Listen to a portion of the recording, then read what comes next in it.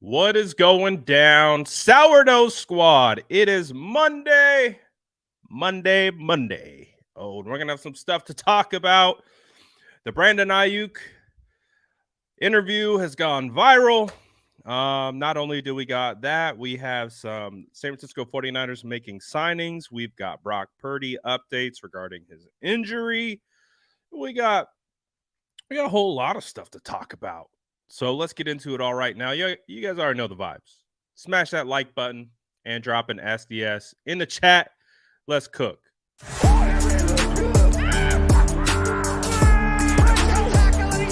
Smash that like button if you haven't already. Love to see it.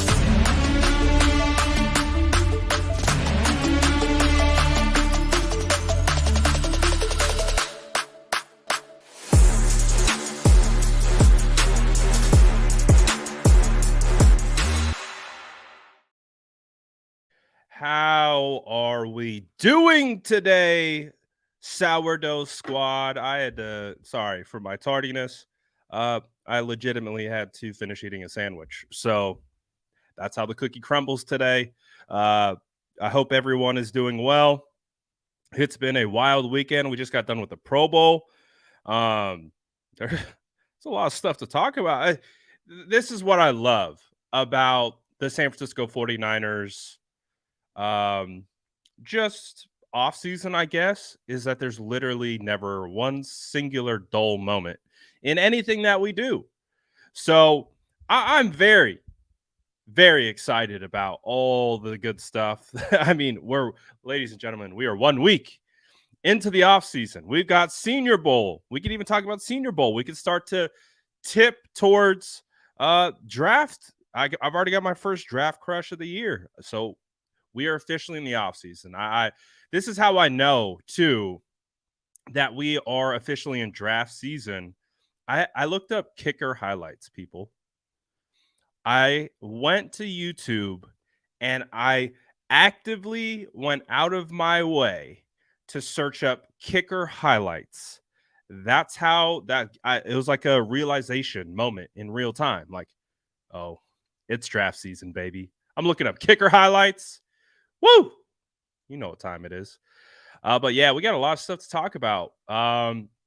Let's talk about some of the news first. Let's get through some of the updates, and then we'll talk about all the other stuff that happened. As we know, a lot of people are talking about this ginger beard, this channel, Brandon Aiyuk, all that good stuff. So we'll get into it all right about now, but let's start with some of the updates that we got going. The 49ers made some signings, so they have added some players to the future reserve roster effectively. They have signed wide receiver Tyron Johnson and cornerback Trey Swilling to reserve future contracts. Trey Swilling was kind of back and forth around the 49ers last year. I believe he was on the practice squad last year, so we have some familiarity with him. I don't think he saw any active time, and then Tyron Johnson as well. We're just hearing right now from Ian Rappaport, that Steve Wilks, who is interviewing for the 49ers defensive coordinator job today. I think that might be wrapping up or in progress, one of the two. But if it all comes down to it, I would not be surprised at all if the San Francisco 49ers defensive coordinator moving forward will be Steve Wilks. So it feels like that's where it's tilting right now. So the hope is that San Francisco 49ers can keep Chris Kosarek in his defensive line role. I don't know if that would require a raise or whatnot, but as long as San Francisco 49ers can keep Chris Kosarek and get Steve Wilks as the defensive coordinator, that's a good one. That would be a great one. Steve Wilks did a phenomenal job by in his time with the Carolina Panthers, what he was able to do after taking over as the interim head coach. Even our good friend Jordan Elliott of Niners Nation, he spoke to Brian Burns this weekend. Jordan wrote an article on it, but Jordan spoke to Brian Burns, asked him directly about Steve Wilks, and Brian Burns said Steve Wilks was like a father figure to him. Obviously, great coach, and all the things that come along with X's and O's and all that type of stuff. But he also said he is, what we have come to expect from defensive coordinators for the San Francisco 49ers. We expect guys that are going to help build up these young men and play that type of role. I mean, we've gotten lucky. Robert Saleh, D'Amico Ryans, both were like that. And so it sounds like Steve Wilks will be like that as well. So if the San Francisco 49ers can get it done with Steve Wilks, that's definitely a good thing for us moving forward. So that's one thing that we're also going to be monitoring today. There's so many, we've got a lot of stuff to talk about, but that's one of the things that's happening today. Also, what's happening today is Brock Purdy is at the San Francisco 49ers facility today. From my understanding of a report from Matt Mayoko of NBC Sports Athletic, or Authentic, I should say. Brock Purdy is finalizing his decision on what to do with his torn UCL. So we've heard a lot of different things, right? We've heard about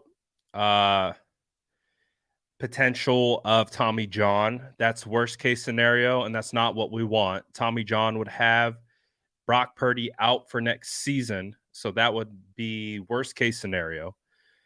It does sound like Brock will require surgery, so it does feel like we're landing kind of right in the middle option. There's three options: rehabbing, a repair, Tommy John.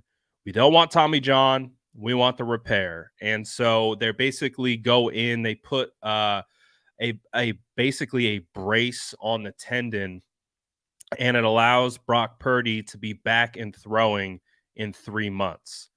If Brock Purdy is back and throwing in 3 months, they're saying he should be 100% ready to go in 6 months, which would have Brock Purdy returning for training camp. So that's where we want. That sounds like the sweet spot. That's what we're looking for. Again, nothing's official. He hasn't had surgery yet. They are meeting today at 49ers headquarters. Brock Purdy, health experts, maybe he probably went and got multiple opinions just to make sure he's making the best decision for himself and the team. But it does sound like there is a good chance they are going to land on the repair, which would require about a 3 to 6 month timetable for return. So that's what we're hoping for. That is absolutely what we're hoping for. And that would put the 49ers at least in good chances for getting Brock Purdy back for the 2023 season. Because as of right now, the San Francisco 49ers quarterbacks are going to be Brock Purdy and Trey Lance. Jimmy Garoppolo is as good as gone. He is not under contract. There is zero. The big difference between now and last year is Jimmy Garoppolo is under contract. So the 49ers owned his rights. And as we discussed all offseason, they weren't just going to outright release him because they would not get an asset in return. Obviously, we saw they brought Jimmy Garoppolo back. They restructured his contract, and he actually played and won them football games. And now I do believe there is a chance, and again, I don't know how the comp formula works 100%, but there is a chance that if Jimmy Garoppolo signs elsewhere for a big-time contract, the San Francisco 49ers can get comp picks in return for Jimmy Garoppolo signing elsewhere. There's a whole formula to it. I don't know the formula. Someone out there does. But but there is a chance, at least, that we could be getting some comp picks back for Jimmy Garoppolo signing elsewhere. So that is where we're at with Brock Purdy. I guess that's a good sign moving forward. We got our opponents. This is who the San Francisco 49ers will be facing next year. I know you can see that one on the away schedule. My eyes went there right away. The San Francisco 49ers will be back in Philadelphia to play the Eagles next season. Oh boy. I'm looking forward to that one. I need the rematch. There's been so much talking since that game has ended, whether it's from Eagles fans, 49ers fans, doesn't matter. I need that rematch. I need to get this bad taste out of my mouth. I don't mind if it's week 1 on the road in Philly. I just want I need that rematch. Definitely need that rematch. So 49ers are going to be at Philly again. But as you can see, you'll also have the 49ers will have the Cowboys at home, Tampa Bay at home again, the Bengals at home, Ravens at home, Giants at home, and then on the road outside the division, they'll be at Washington, at Jags, at Minnesota, at Steelers, at Browns, and of course, at Philly. So I'm ready for it. I'm ready for all the smoke. I'm ready for football to pick back up again. I'm already tired of all the talking. Lewis says, yes, Philly. Week 1, please, NFL. I'll take him week 1. I'll definitely take him week 1. I don't care, though. But it makes for a wild storyline that the San Francisco 49ers will be playing the Philadelphia Eagles next season, especially with how it all went down. And I'm like I said, I'm very much looking forward to it. I need some closure from that situation because I still don't feel good about it, but I think the 49ers are going to be in a good spot regardless. And I can tell you, one person, it's wild because obviously it's gone viral at this point. There are a lot of people right now talking about the interview that I did with Brandon Aiyuk. It's basically been picked up by every major outlet: ESPN, Bleacher Report, Sports Center, PFF. Talked about it on NFL Network this morning on Good Morning Football. So shout out to the whole squad at Good Morning Football. They actually had some awesome stuff to say. But I think PFT Live spoke about it as well. So a lot of people are talking about this. This is definitely one of the things that is a talking point heading into the Monday of the Super Bowl week, because obviously what better perspective to get on a game than getting it from a player himself. And again, this wasn't the full interview. This was towards the end, and this was, I think, even answered from a super chat. But Brandon Aiyuk said what we all feel and what I believe to be true. I really didn't have any problems with the things that Brandon Aiyuk said. This is the quote. And of course, what happened was the quote got pulled and, of course, got spun out of context. And, of course, Philly Eagles fans find it, all this type of stuff. So this is what happens when someone grabs a quote and spins it out of context. You take away all the emotion. You take away one of the first, and I'll show the clip. one of the first thing that Brandon says is like, I'm on the couch. I got no right to be talking about anyone. That's the first thing he said. But of course, that context is not going to be reported because it doesn't fit the narrative that's trying to be spun. So because it got spun, it went viral. So now we're on every platform. That's not the intention of the interview. The true intention of the interview is to just be able to see what these players' personalities are, kind of get behind the curtain and do all those types of things, not go viral. Like that wasn't the motive from, and it's never the motive for these interviews. But of course, that's what happens when, you know, I don't even know if I need to say it, but So it has now become a big talking point.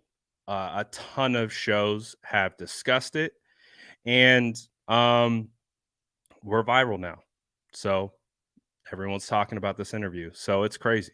And again, if you want to listen to the context, because again, this was the quote that got pulled, and again, you read it without context, you can make it sound worse in your head.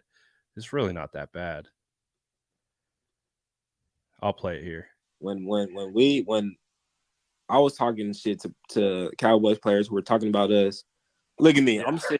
I'm sitting on the couch. I had no room to talk about nobody playing next week, so I'll just leave it at that. Couch. I can't say nothing.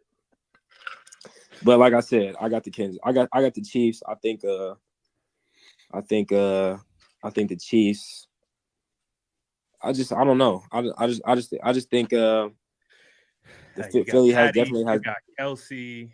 Even they got their hands full. They got their hands full. I don't know fully about that defense. I don't know. They talk about them being a good defense. I'm not too sure. I'm not sure. I think the pass game, this Kansas City pass game will expose what we thought we were going to be able to expose before some unfortunate circumstances happen. So we'll see. But like I said, you got to get lucky to win the Super Bowl, and they just got extremely lucky. Like when I was talking shit to I don't have anything wrong with that. Like, what is the expectation? Well, what is the outrage over a player believing that his team is good and that they should have won? What are we upset about? And that's the thing. It's not. It's fake outrage. It's an engagement trap, and we understand how it works. We're in the business as well. So, regardless, Brandon Aiyuk didn't say anything wrong here. He isn't wrong. He's actually very right. And if we get to Super Bowl Sunday and the Kansas City Chiefs absolutely go after the Eagles defense and they expose, guess what happens? Brandon Aiyuk is right. And guess what? The San Francisco 49ers, again, we talked about the play at nauseum at this point.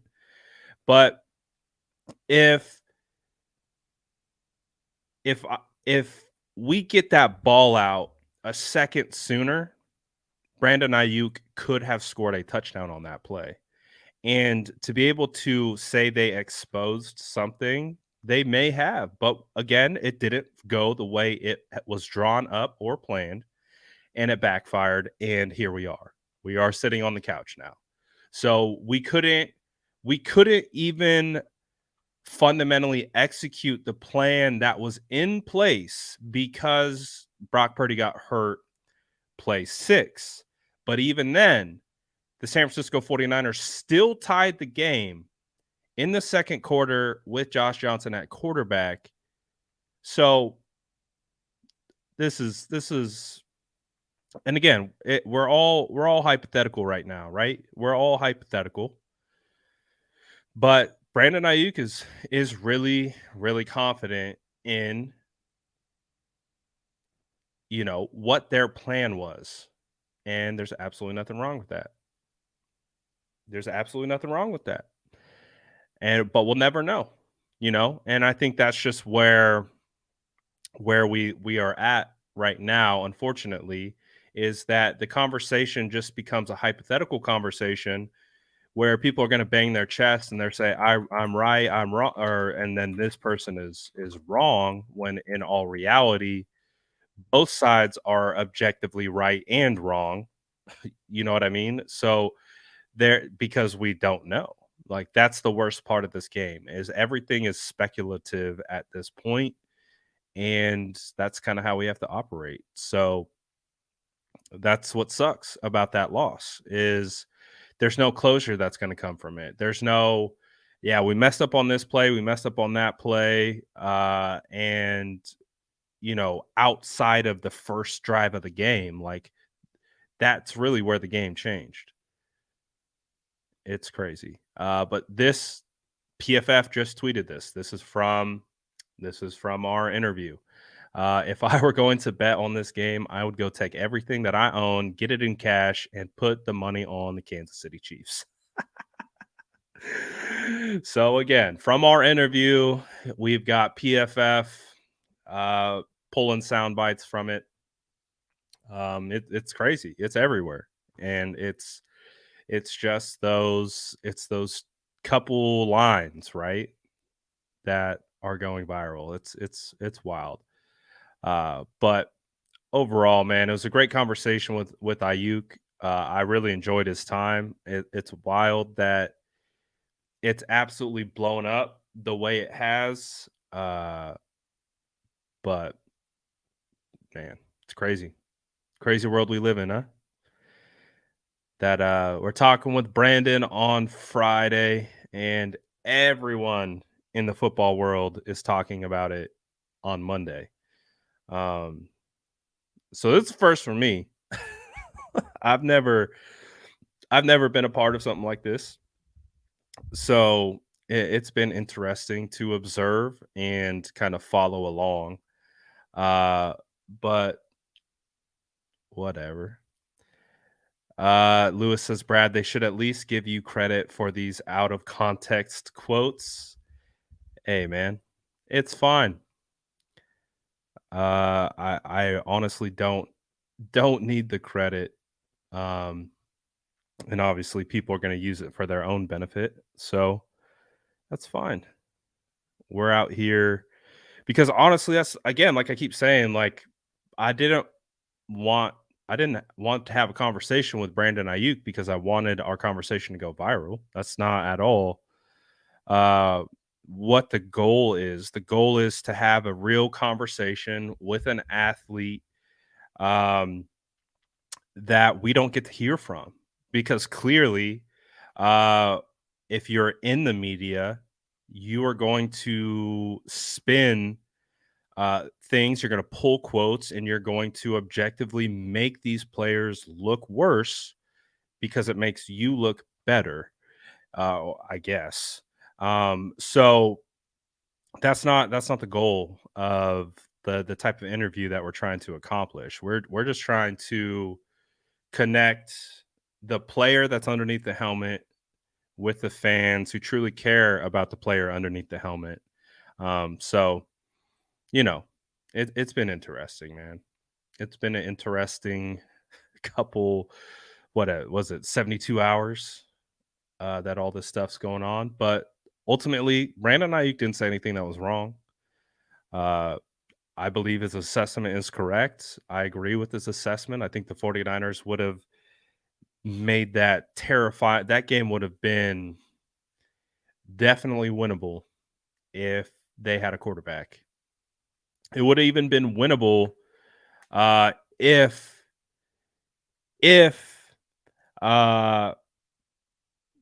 even if Josh Johnson could just stay healthy and just, I don't think it would have been I don't know. Maybe not. Because it spiraled out of control pretty quickly after Josh Johnson fumbled, but still. Still, man, that was just a tough one. But overall, there's a lot of there's a lot of other good things to come out of that interview. I think one of the things to come out of it is, I think Brandon Aiyuk believes in Brock Purdy. I already believe that Brandon Aiyuk believes in Trey Lance. You guys know they're close friends. They train in the off season. So he might know Trey Lance better than any of these other players on the team. But it was cool to hear about like his thoughts on Brock, how he was like at first when Brock had to come in. It was like,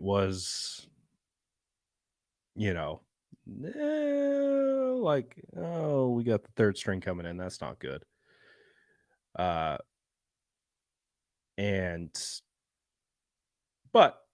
quickly, I think he said after the Tampa Bay game, that's when things started to change rapidly in regards to the belief in Brock Purdy. And also too, Brandon Aiyuk being able to get to 1,000 yards receiving. I think we know this. I don't think it needed taking Brandon Aiyuk to talk about it or anything, but Brandon wants the ball, man.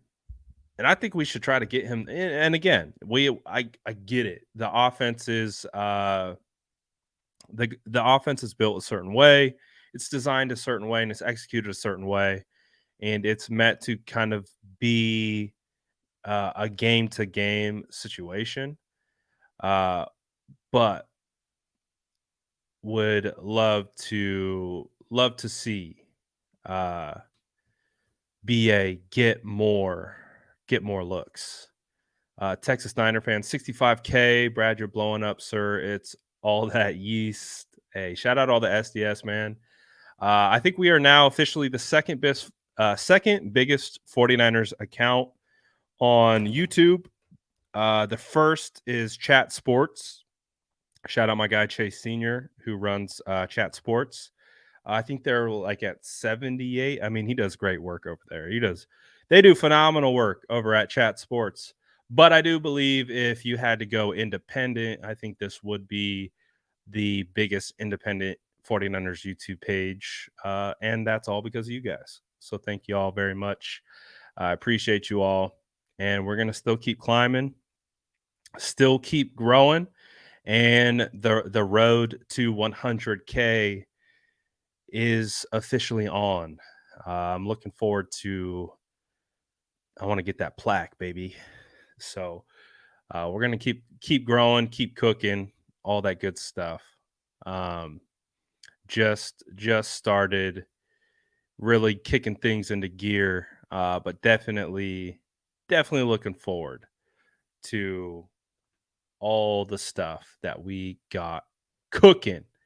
We had the Pro Bowl this week. Is Chat Sports affiliated with the Niners? No, I don't think they're affiliated with the Niners, but they're like they have an umbrella company. There's like the main Chat Sports, and then they have affiliate channels. They're big time. Like they're a machine. Great. They have a great model and they're killing it. But I don't know if I'd call them independent. They are technically doing their own thing. But they gotta figure it out. And they do. Chase Sr. does a great job running all that stuff. Some of his, I think he does game day, like watch parties or whatever. They're pretty good too. So Chase shotguns beers on it. I know, I've seen that. That's wild. But yeah, we got the Pro Bowl. What did you guys think about the Pro Bowl? Did you like the new format? Did you like Uh, did you like the flag football? Obviously, they do the games. What did you guys think about the new Pro Bowl format that they have cooking right now? Did you guys like that format? Was it unforgettable? Do you want to see it go back to it being a game? What are your thoughts on it?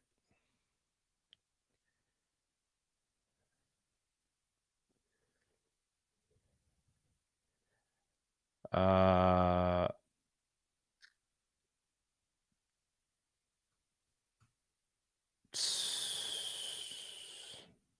it doesn't look like people loved it too much. I think we wanted them in a different bowl, and to be honest, I watched a little bit. I think I watched the first game. I didn't know they had like 3 flag football games. Um, I think I'm probably right there with you guys. Like, I think it was a fun event, but I also, that's it. It's just a fun event. It's cool to see the players interact. It's cool to see, the guys have fun, but it's a fun event. It's a cool event. But I think for 49er fans, we would be much more thrilled with the 49ers preparing for a Super Bowl this week, obviously, opposed to watching Pro Bowl highlights of a flag football game. But of course, we already knew that. So it's been a wild ride up until this point. And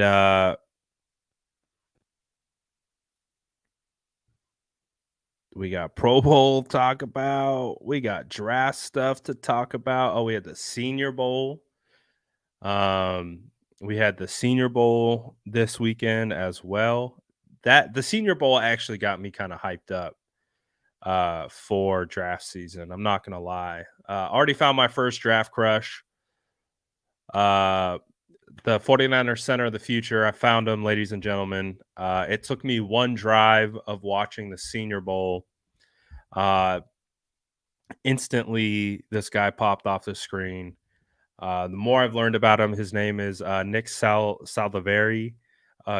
He's a right tackle from Old Dominion, and they actually kicked him to the interior, and I liked him a lot. I thought he stood out instantly. Again, it took me one drive, and I was like, "What the hell?" Again, I love draft season because that happens sometimes. It doesn't happen all the time. Um, but there are just times when you turn on the tape and then I'm just gravitated to a player, and the player that I was gravitated to was this guy Nick Saldivari. And after doing more research and learning a little bit more about who he was, again, he was a right tackle at Old Dominion. I asked Jim Nagy, who is the executive director of the Senior Bowl, because again, I have no idea who this guy is. I didn't watch any of the practice stuff this week. I was still checked out trying to recover from the NFC Championship loss. So I really didn't pay attention to the Senior Bowl this week, just because I'm still recovering as a 49er fan. But again, this is a guy popped on. I did a little research. Apparently, he's a right tackle. I talked to him. Obviously, I have the ability to kind of connect with players pretty easily because of my Instagram page. So I shot him a DM and we started talking back and forth. And he's like, "Yeah, this is my first game ever playing center." And so I asked Jim Nagy as well, and he says my first post about Nick was about center being his highest ceiling position, and that he should be a long time starter um, at that particular position. So uh, I'm all in. I had a lot of fun watching him again. One of the plays on tape that you could see.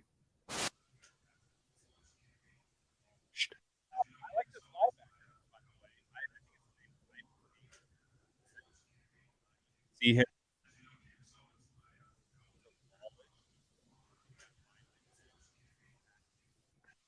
the lineman.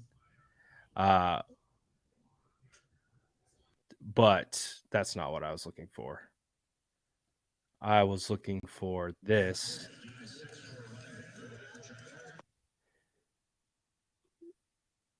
Outside shaded defensive tackle, your center, get the head across, swing those hips around. Look at that reach block. I'm like, I saw this. I was like, that was like a prototypical reach block. And I find out, oh, this guy's a right tackle playing center. It's like, oh, sign me up. He's got feet, he's got leverage, wide base. I really like this guy. I'm a big fan.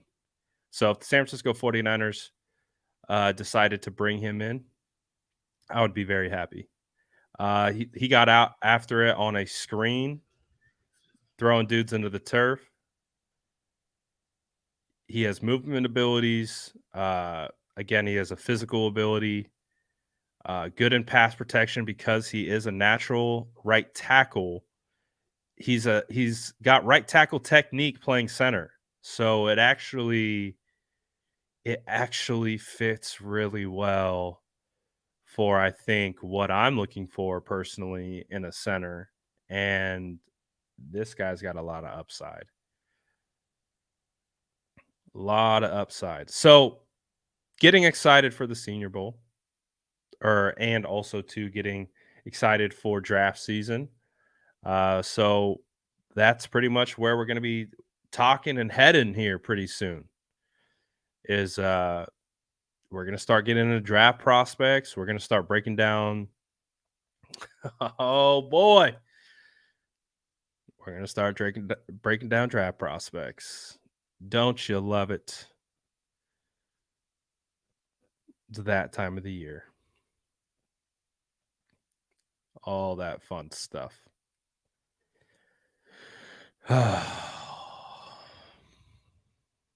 Good stuff. Good stuff. All right. Do you guys have any questions, comments? What do you guys want to talk about? It's the off season, guys. You guys are more than welcome to help drive what we talk about.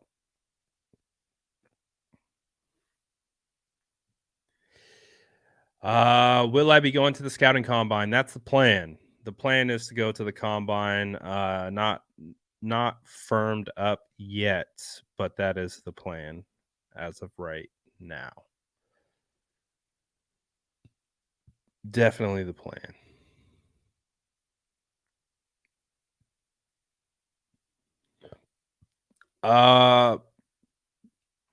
There's Justin showed me a guy before the Senior Bowl. He was a wide receiver out of Virginia. And he showed me his highlights, and I really liked his highlights. And he really did look like a good player. Then he came out to the Senior Bowl and he dominated the Senior Bowl. What is his name? I don't know these prospects like the back of my hand yet. It's still a process of me transitioning my brain to draft season. Let me see. What was his name? I don't know if Justin's gonna beat me to it. Oh, I can't even pull it up. My DMs won't go back that far. I believe he followed me on Instagram.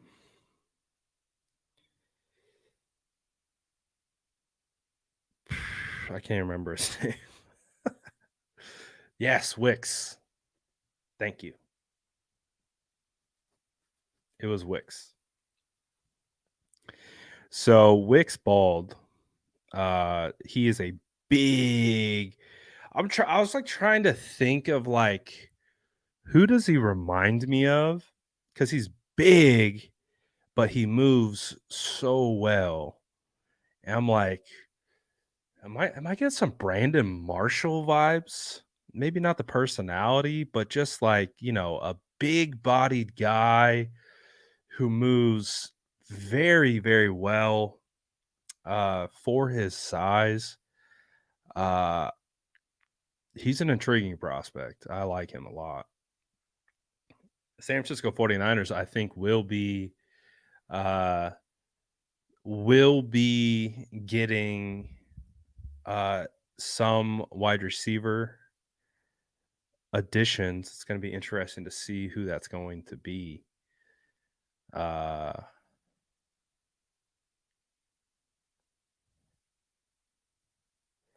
Fox Sports, first things first, did not mention your channel, rather just what Aiyuk said.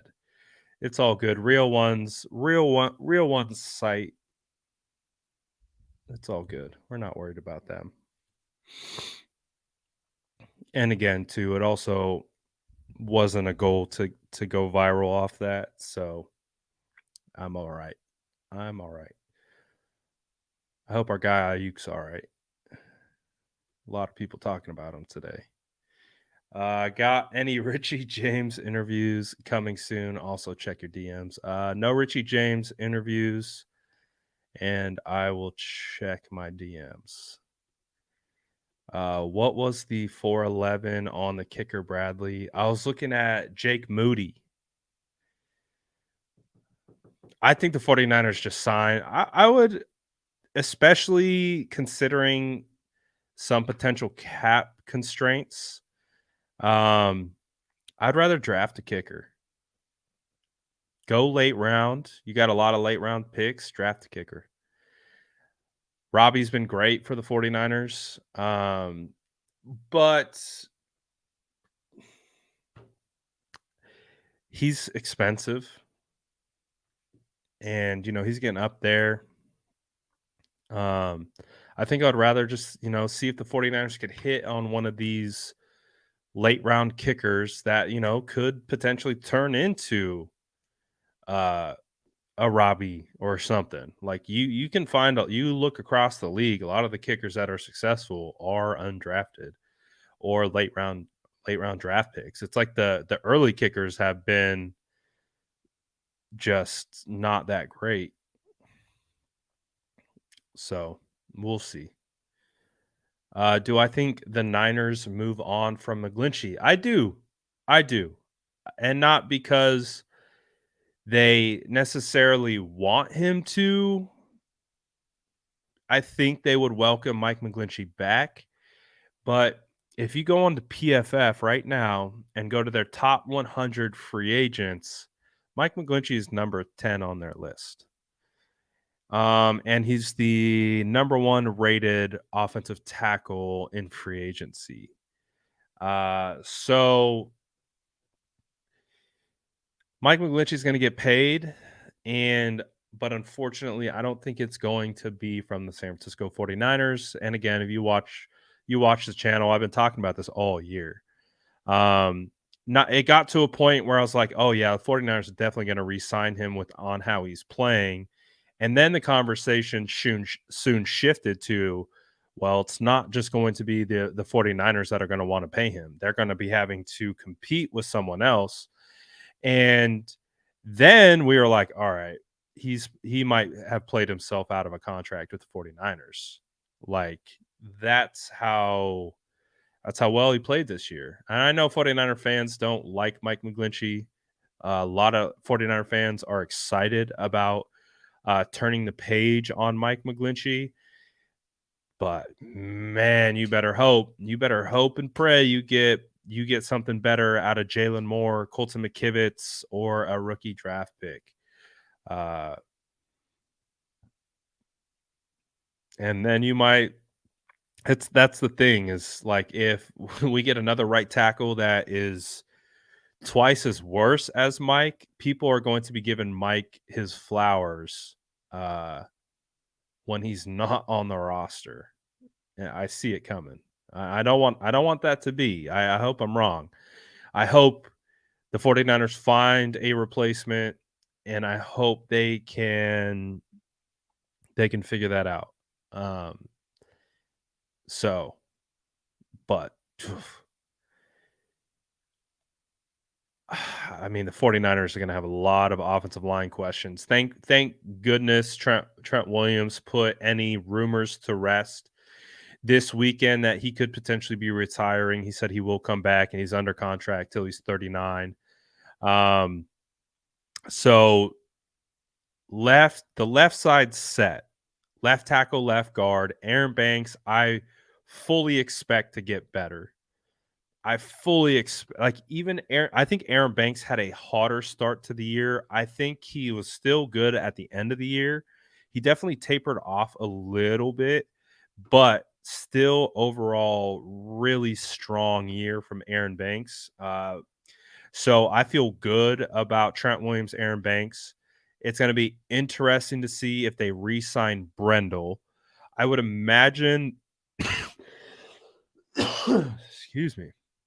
I would imagine they don't re-sign Brunskill just because I think someone might pay Brunskill enough to go be a starter somewhere else. So but I think Burford takes over right guard full time, and I think Burford is going to be a huge beneficiary of another offseason, a full offseason as a legitimate NFL player. And he knows what he needs to work on. He knows what he needs to continue to work on to be the best version of himself. So I'm excited about that because I think Burford is I think he proved that he was raw coming in and he was raw while playing. But there's a lot of traits and there's a lot of talent. And if he can fine tune that technique, Burford's going to be a monster. If we get fine tuned Burford next season, we're going to have one of the best tandem of young guards in the league. And that's the hope. Again, you don't want guys to trend the opposite direction. You assume they're going to trend in the right direction and get better. Burford has a lot of areas to improve on, but if he does improve on that, then 49ers are in good shape there. So it's really just, what are you going to do at right tackle? What are you going to do at center? Even if you sign Jake Brendel at center, you still need to draft a center. Jake is in his 30s. I think Jake played phenomenally well. It was a great year getting to learn Jake Brendel's game. But you still got to draft a center. You still got to draft a guard, and you still got to draft a tackle. Damn near draft 2 tackles. I'm drafting a lot of offensive line this offseason. Dontavian Wicks, yeah, that's who we were talking about earlier out of Virginia. He's a stud.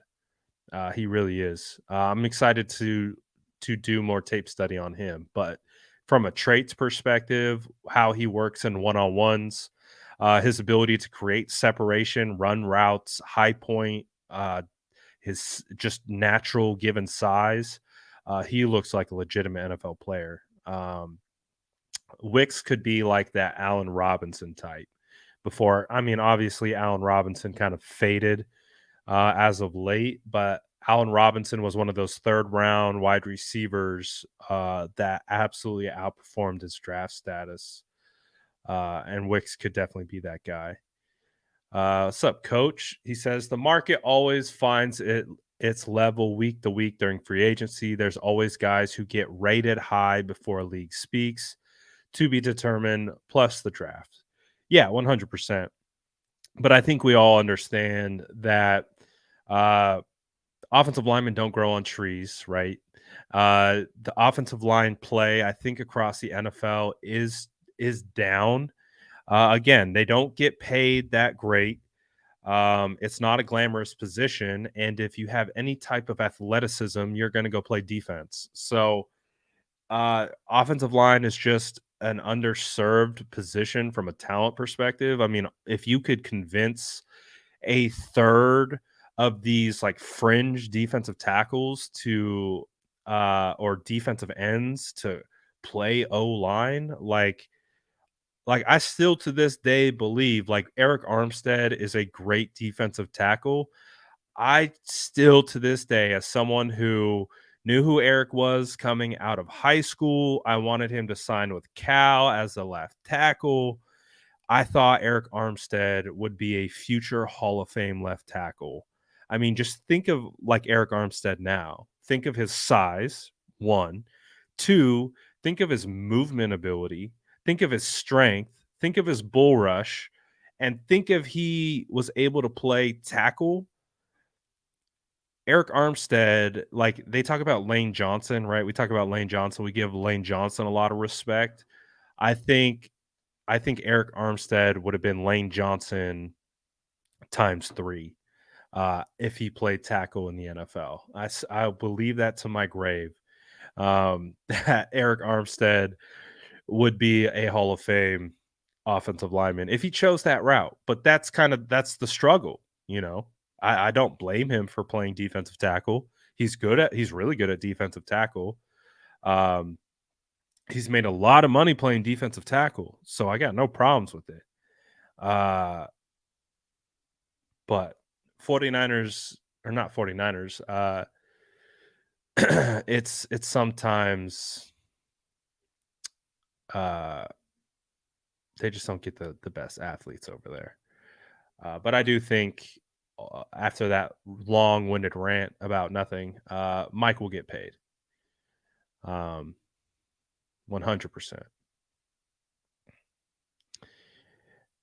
I was on First Things First on FS1. Did they show the clip or did they just talk about the interview?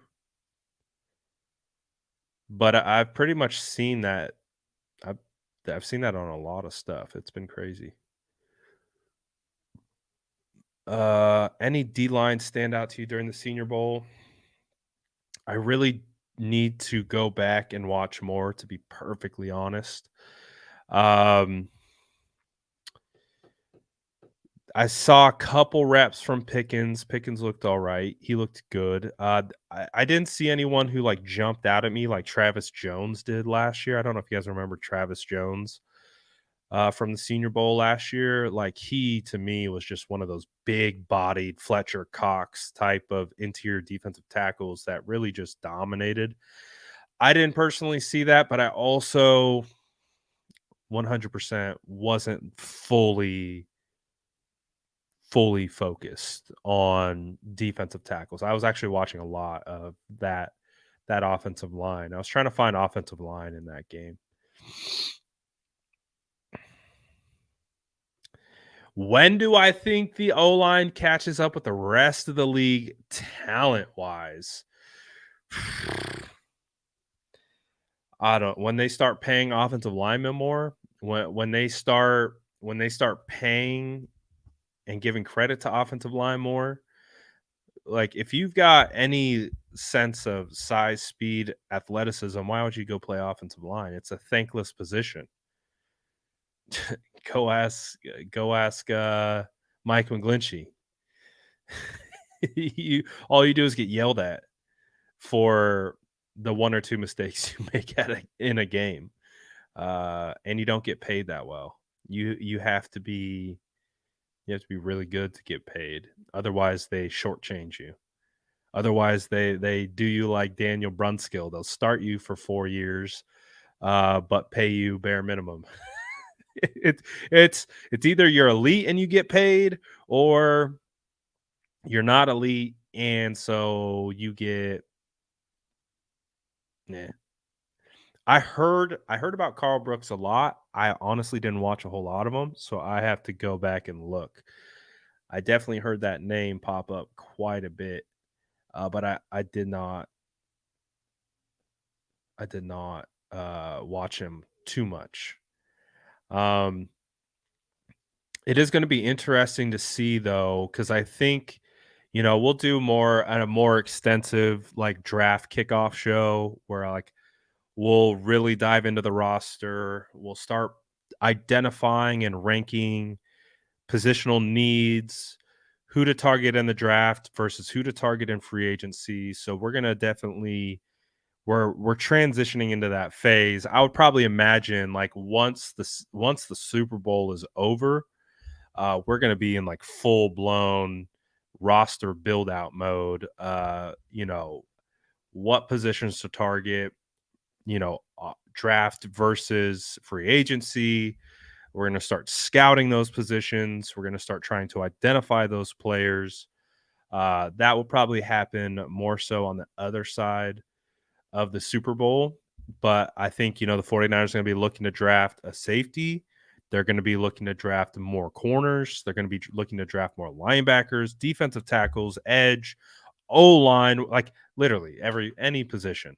They could use another player. Upgrade at tight end too. So I'm looking into tight ends. Upgrades. I think running back is actually okay. I would be fine if the San Francisco 49ers didn't spend one draft pick on running back.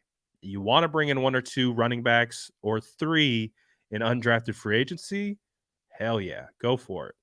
But I don't think you need to use draft capital on a running back. Do you potentially draft a kicker? Potentially.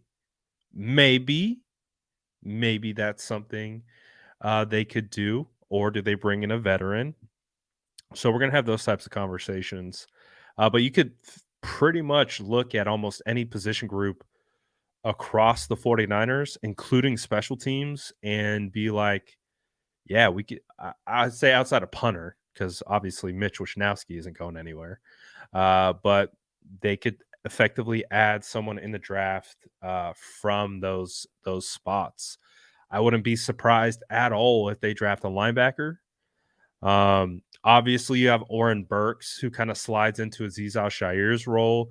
DFF bumps up, but they dress all five of their running backs. For the most part, they dress all five because those are their last two linebackers are core special teamers. So they need a fifth linebacker. They didn't bring back Marcelino McCrary-Ball, which I think was a little shocking for some of us. I think we expected McCrary-Ball to be like that next guy in waiting from an undrafted free agent perspective. But they didn't bring him back on a futures contract. So I would imagine that they're going to be back in the lab trying to find another linebacker. But I think you can look for a guy to develop. I don't think you need a guy that is going to be a high draft pick at linebacker. I think you can go 5th, 6th, 7th round with some of these linebackers. Maybe find that safety that you want to convert to a linebacker. So those are the types of things that I got to take some time and put my GM cap on, because I still got my fan cap on, and I'm still working through that loss. But again, it's a long off season, and so I think when we get on the other side of the Super Bowl, we're gonna go full GM mode. Like we're gonna get the sourdough scouts rolling. We're gonna get our pro sourdough scouts rolling. We're going to start attacking this off season and start figuring out how to rebuild this team. And that's what we do every year, and we have a lot of fun at it. So I'm looking forward to it. March 15th is free agency. Dude, that's gonna be here faster than we know it.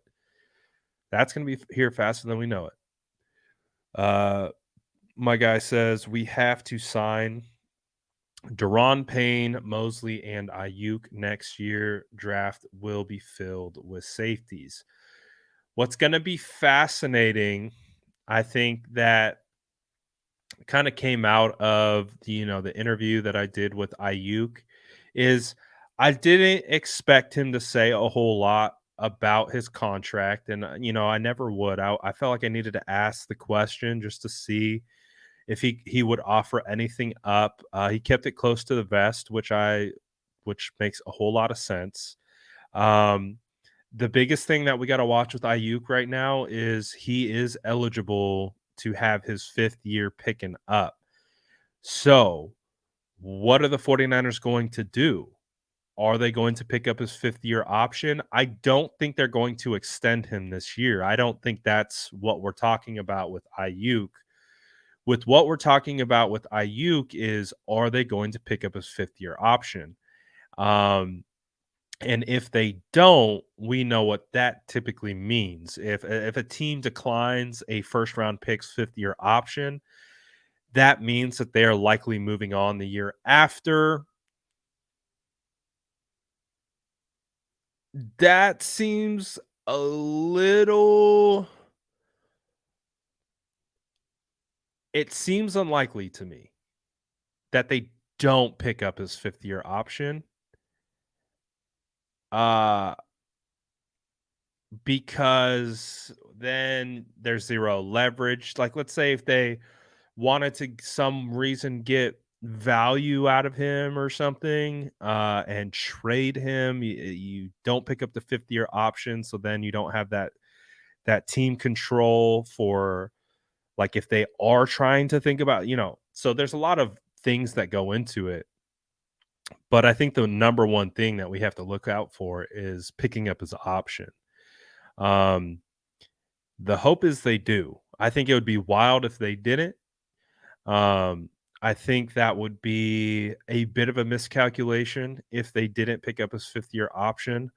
It might carry a heavy number, right? Because 5th year options, they average out what? It's like a fully guaranteed the average of the top 5 wide receivers, right? So that's what I think we just got to watch is we all love Brandon Aiyuk. And let me know in the chat, like, would you pick up his 5th year option if it meant paying him a top 5, like, average salary, all fully guaranteed, it would be 2024. Would you guys pick that up? Because again, without being able to see the books and like seeing the way the money is spread out, and if you had to ask me just in a vacuum, 100% I'm picking up Brandon Ayuk's 5th year option. It really would not be much of a discussion. I think the only reason it would become a discussion if they are looking out at, what's Bosa's, because I think next year, if you extend Bosa, you could actually get Bosa's cap hit to lower next year, but it might be that next 2024 year where the first big cap hit might land. So that's the conversations that I think they're thinking about. They're looking at this 3-4 years out. But from our kind of micro perspective, like, yes, pick up Brandon Ayuk's 5th year option and do it yesterday. Brandon Aiyuk is, I believe, our wide receiver 1. I think Deebo Samuel is a fantastic wide receiver, but Deebo's the kind of guy where it's like you got to get him the ball, get the ball in his hands, and Deebo's going to cook. Deebo can still cook as a route runner. He can still do a lot of good things, but I like Ayuk's ability to threaten deep, play over the middle. He's tough over the middle. Again, we talked a lot to Brandon about his blocking, what he can do as a blocker. Brandon Aiyuk is for real, and he's still young. Like, he's still pretty young, and I think you could really get a lot out of Brandon Aiyuk. So definitely got to bring Brandon Aiyuk back. It does sound like Emmanuel Mosley's going to be back. Deron Payne would be nice. Deron Payne would be very stout on the interior. That would be a big get for sure. And definitely need some safeties. One of my guys that I wanted last year, Kirby Joseph out of Illinois. I was a big Kirby Joseph guy. Hey, guess who balled out last year for the Detroit Lions at starting safety? Kirby Joseph, 3rd round draft pick. Could have been ours. I think we went TDP instead. But we'll be able to find a safety in that third round range that can be a starter. We don't have to go for the blue chip safety. Like, again, look at Talanoa Hufanga. Talanoa Hufanga was a 5th round draft pick, and he's first team All Pro, Pro Bowler, and a lot of people, doubted Hufanga, right? So it's definitely possible. I would pay Aiyuk and trade Debo for Joey Bosa. That would be nuts. That would be. I can't see the 49ers pulling a OBJ. I just really can't. I can't see we didn't sign Debo to trade him. I don't feel like that's the case. I do believe that the San Francisco 49ers really wanted Debo to be a San Francisco 49er. Even with all the stuff that went down last year. I don't think. Again, you never say never in the NFL. I've been surprised before, and I'll be surprised again. But I would be very surprised if the San Francisco 49ers traded Debo. I like the idea of adding an elite edge across from Nick Bosa. I definitely like that idea. But I don't know if I'm willing to trade Debo.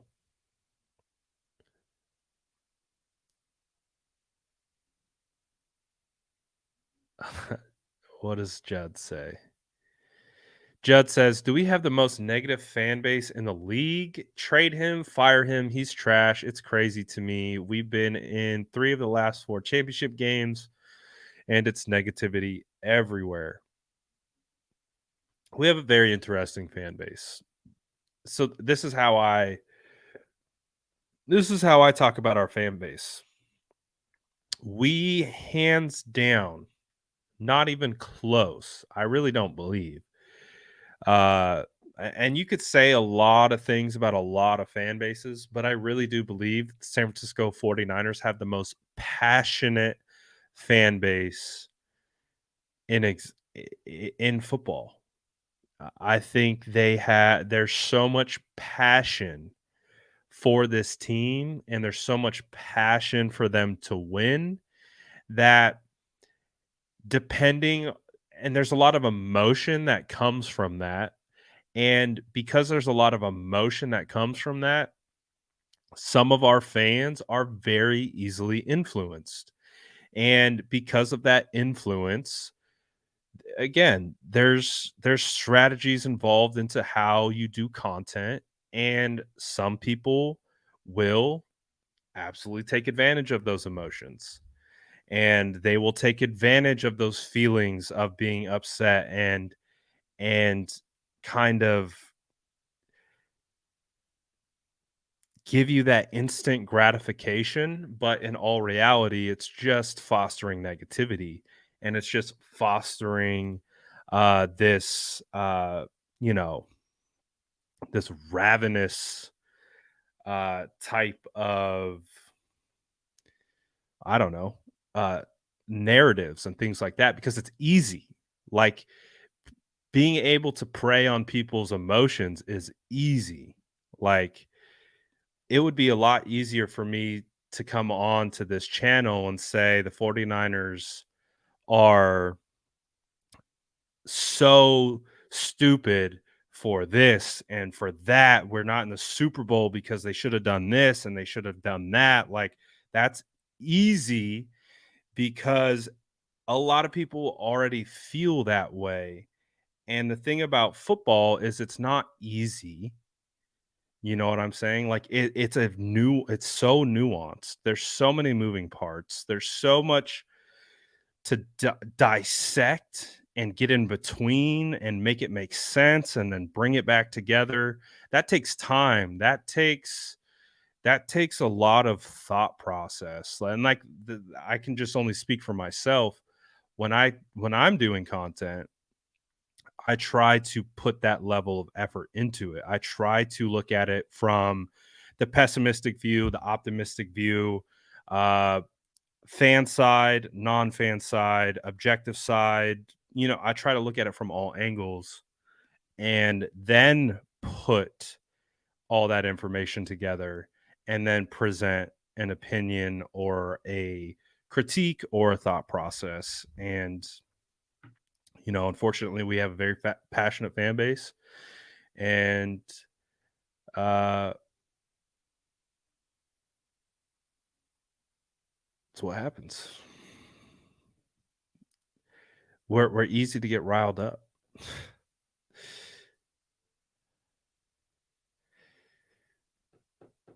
but you know the vibes. You know the vibes. Um, so we got some stuff that we're waiting to figure out. We're waiting to see what's going to go on with the defensive coordinator, if that's going to be Steve Wilks. It really does sound like it's going to be either Steve Wilks or Chris Harris, maybe an off chance that it's Chris Kosarek. But I haven't seen any reports of the San Francisco 49ers bringing in any other defensive coordinators. So it feels like they feel confident with the candidates that they want. Brian Flores just got the defensive coordinator job for the Vikings, so there's a chip that has fallen for defensive coordinators, and so it does feel like that the job probably is going to Steve Wilks. That's kind of where it feels like.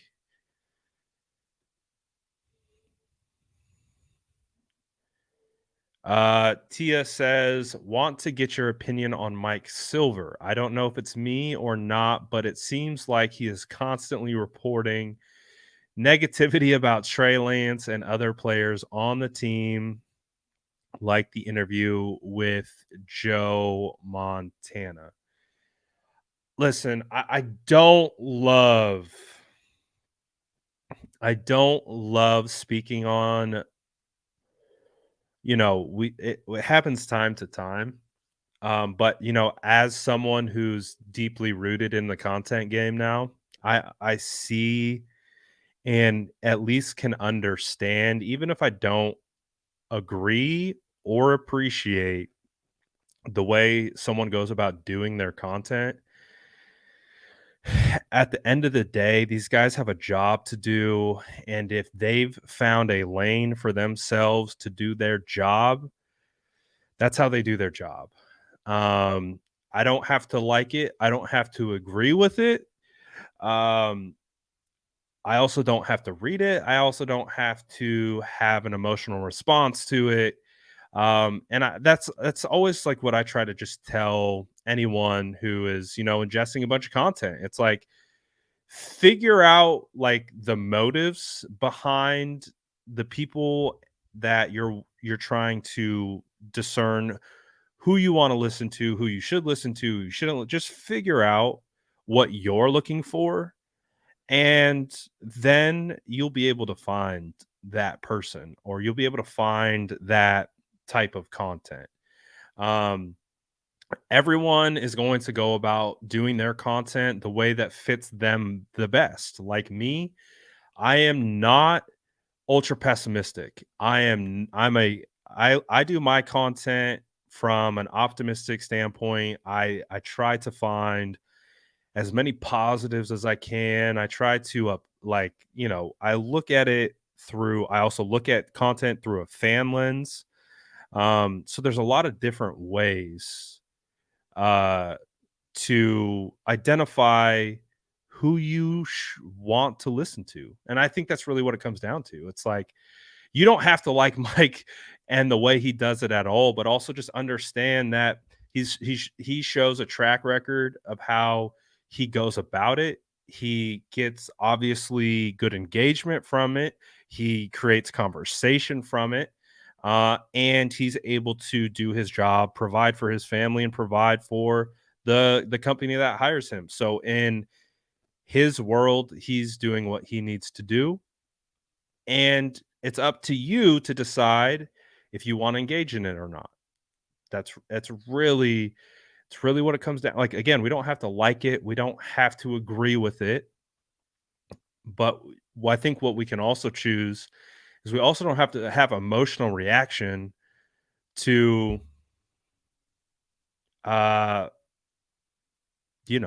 what it is, because we understand what it is. Like, we've been able to decipher and discern, and so we don't have reactions. Because I think, like, you can see from just the parts of the clips of the Aiyuk stuff that went viral, it's all reaction based. It's all to stir something up. It's all to, like, there's a ton of great things that Brandon Aiyuk said, but the things that are being amplified are the things that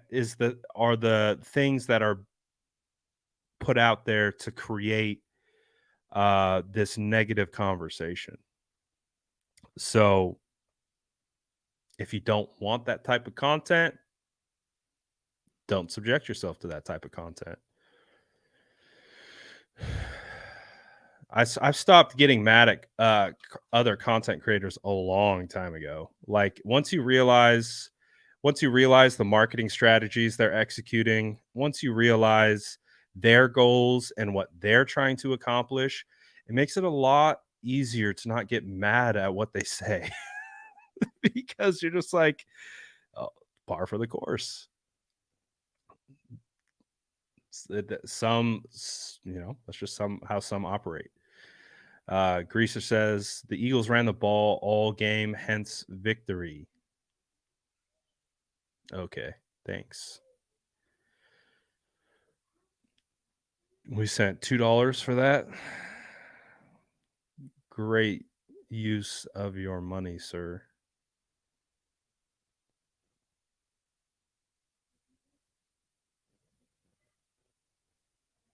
Let's see.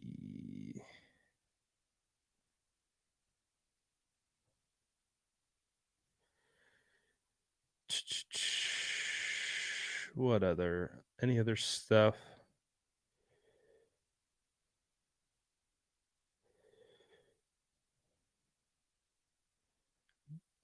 Controversy sells, drama sells. Yeah, 100%. 100%.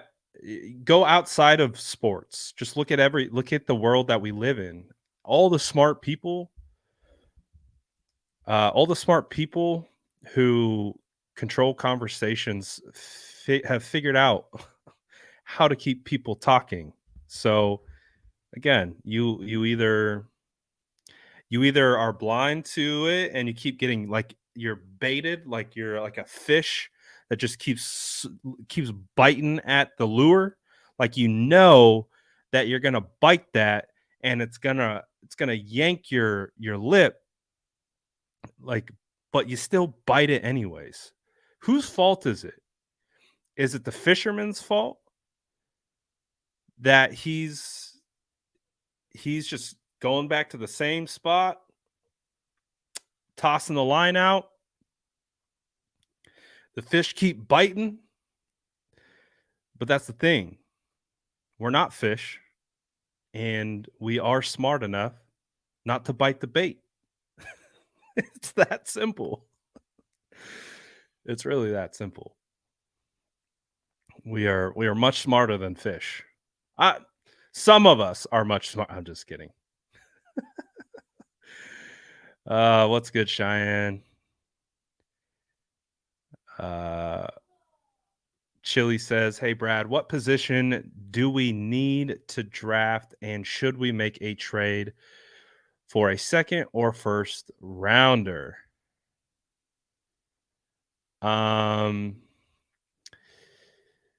What position do we need to draft in the draft, and should we make a trade for a second and first rounder? I would not be opposed to trading up into the second.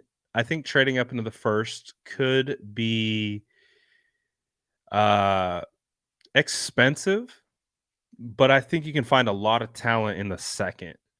That I feel like from a cost analysis perspective, you could still move up into the second with still similar success. Especially if you've identified a guy. I think I would definitely much. I don't need a first right now. I just think it would cost too much. But if you want to move into the second, mid second, maybe into that early second range, I would be okay with that. And if you're doing that, you need to go for a premium position. And John, I think, says it really well. The premium positions are offensive lineman, edge, cornerback. Like, I really think those are the premium positions that you would go after, and one being offensive line. So if you find an offensive lineman that they are just dead set on, and they need to replace McGlinchey, then I wouldn't be surprised if they don't sign someone, they trade up. So it's going to be very interesting. It's going to be very interesting. Jesus says, "Happy for you, brother." Hey, shout out to all the SDS, man. A lot of people have reached out today, yesterday, after the interview, and have said some good stuff. And I just really appreciate everyone, as always. You guys already know, man. I appreciate the SDS a ton. I appreciate your guys's continued support. And you know, it's a crazy world. What, just talking about the 49ers, and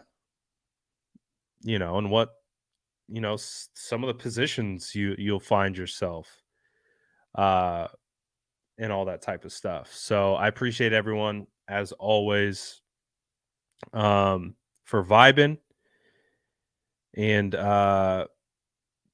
being positive, working through this wild ride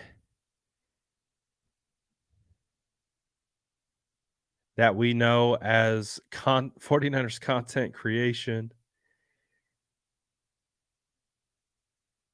It's been a fun one, but we continue to move. Appreciate you all. Smash that like button if you guys haven't already, and we will most likely be coming live tomorrow as well. So appreciate the super chats. Long Island Girl says, "Congrats on the interview. BA is awesome. Do you think we make a surprising trade of one of our players? And if so, who?" I hate trades. I don't like trading away our players. I think that sucks. Because typically you have to trade someone who has value.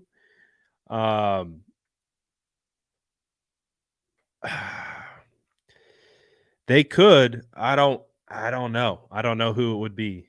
I really don't know who it would be. I would rather see the 49ers acquire someone in a trade. I mean, just kind of quickly scanning through the roster. I mean, I don't know who you would even trade. Maybe like a Jawan Jennings, but even still, wouldn't like that. maybe an Elijah Mitchell, but still wouldn't like that. I mean, obviously everyone's talking about trading Trey Lance. Wouldn't like that. I don't know. That's a good question. I might have to think about that one a little bit more.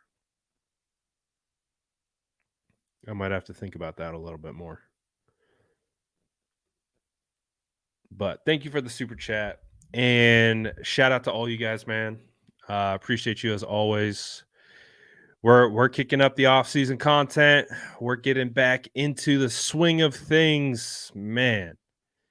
Can't believe we're still trying to wrap my head around being in the off season, but you already know the vibes. Grab your cookies on the way out. Shout out to everyone who vibed, and smash that like button if you haven't already. We got to start building out this roster. Draft season's here. We got to start scouting. We got to start seeing who's coming, who's going, and who we're bringing in. So appreciate all you guys. I'm out of here for now. We'll be back tomorrow. Peace.